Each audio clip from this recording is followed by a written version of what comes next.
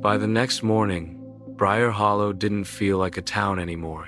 It felt like a Christmas-lit crime scene with news vans, state police, reporters, and volunteers packed along the lake trail as Elise's disappearance spread like frost across the entire community, and everything centered around one man, Grant Carter, the true crime podcaster who reported his wife missing at 6:12 a.m. before she was even missing.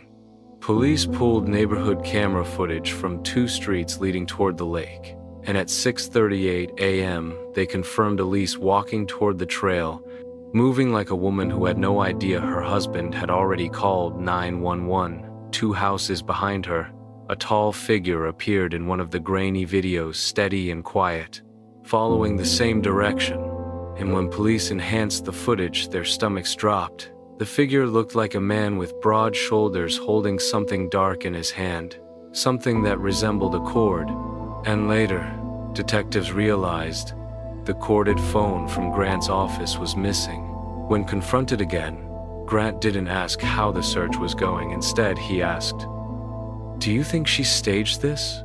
And that single word felt wrong, because it sounded like he was describing a storyline, not a person. And when detectives repeated the timeline, Elise seen alive, after his 911 call, Grant froze, and his mouth opened like he wanted to speak but couldn't, like a man trying to rewrite a sentence that was already recorded.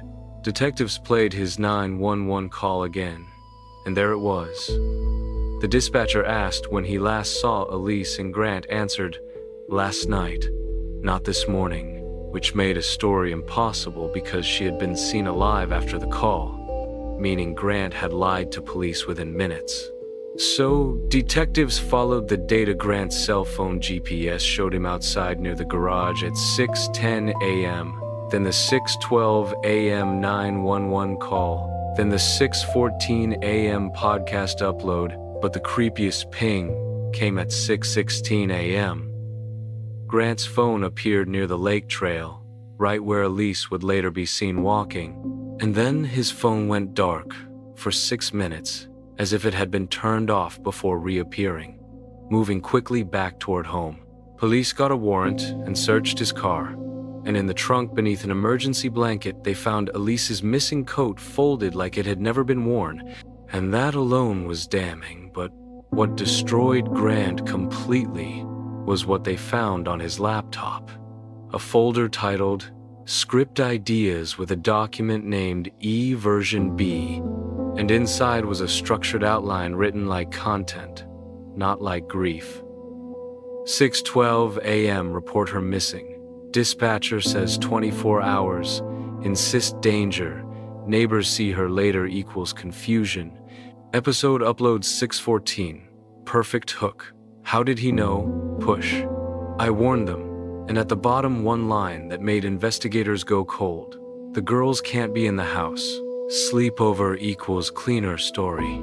Elise's sister broke down when she saw that because Elise had whispered during their last call the night before, "If anything happens, keep the girls safe."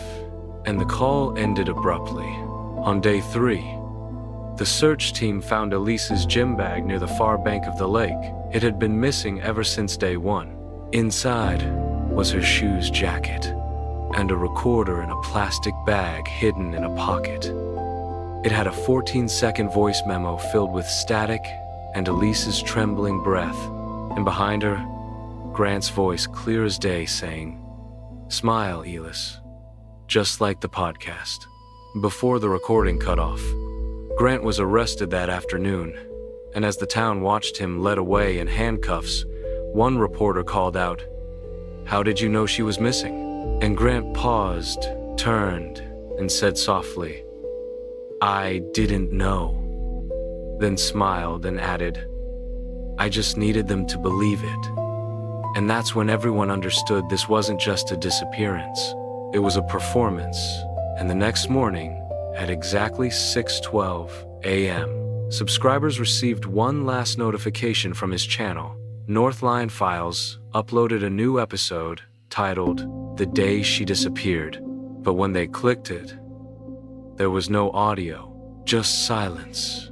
until the very end, when faint breathing played through the speakers and a woman whispered 3 words that made the entire town freeze. "I'm still here."